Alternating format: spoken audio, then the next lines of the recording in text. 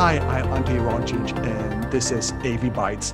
As I have explained some times ago, I have these, from time to time, these very brief, on-the-go sort of recordings where I just put things out there without much editing, without much polishing, no particular setup. I don't care about this. I just want to do something very spontaneous and brief and just, And this is what this is about. And what I have in mind is that a couple of days ago, I put out a video on Søren Kierkegaard, and I explained a little bit how he impacted my life and the significance his writings have had on the formation of my self-understanding and worldview and so on and so forth.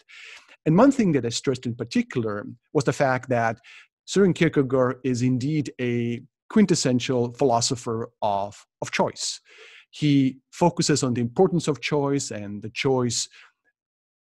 significance the choice has for any sort of significant act of self-determination, self-actualization. So that's very important to him. And I made a note that he is not the first one or the last one who has noted that. We have this emphasis in scriptures, we have this emphasis in all kinds of different literature.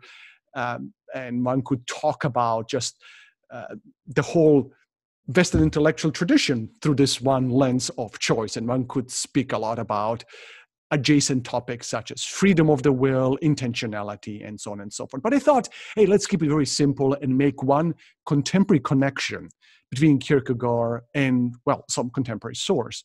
And I did mention in passing Greg McKeown's book, Essentialism.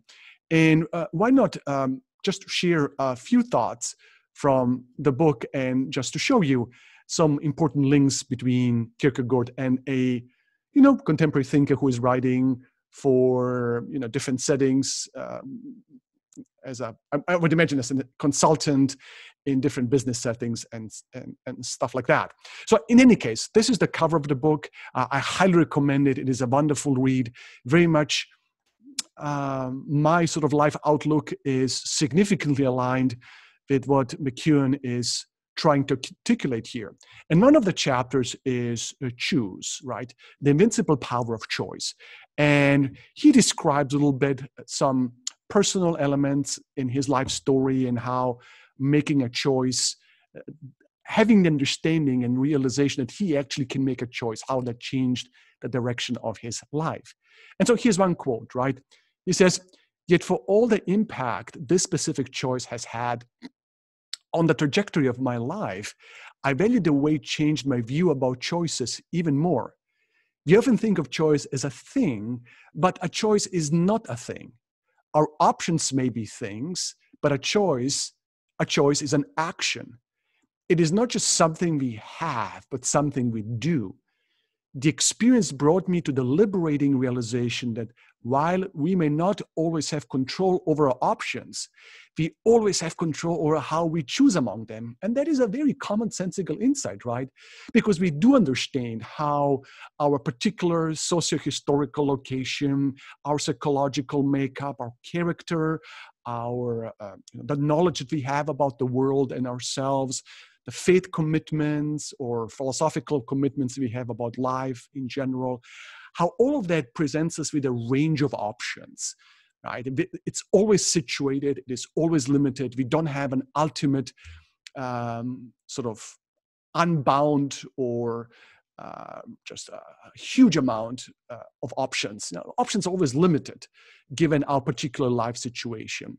But once that has been accounted for, we still have the capacity for choice. Now, I will not go now into this extended debate about whether we have freedom of choice, and one could bring in now perhaps Sam Harris and some other people who are really doubting the notion of the freedom of the will, but that is for some other conversation.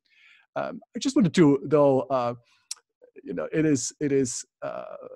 this idea of choice is obviously an important one.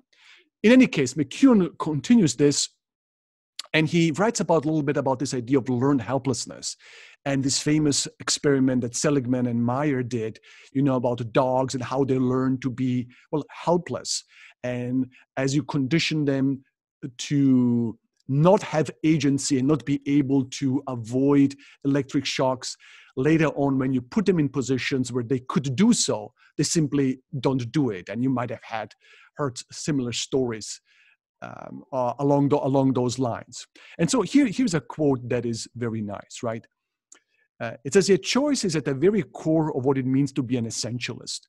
To become an essentialist requires a heightened awareness of our ability to choose. We need to recognize it as an invincible power within us, existing separate and distinct from any other thing, person, or force. William James once wrote, "My first act of free will shall be to believe in free will." Now, I will not go now into theological conversations and bring in someone like Martin Luther, who writes on the bondage of the will, who certainly rejects this very much Erasmian idea of Erasmus of Rotterdam, who wrote on the freedom of the will. This is kind of a historical sort of theological debate. So this is something that can be picked up in some other time.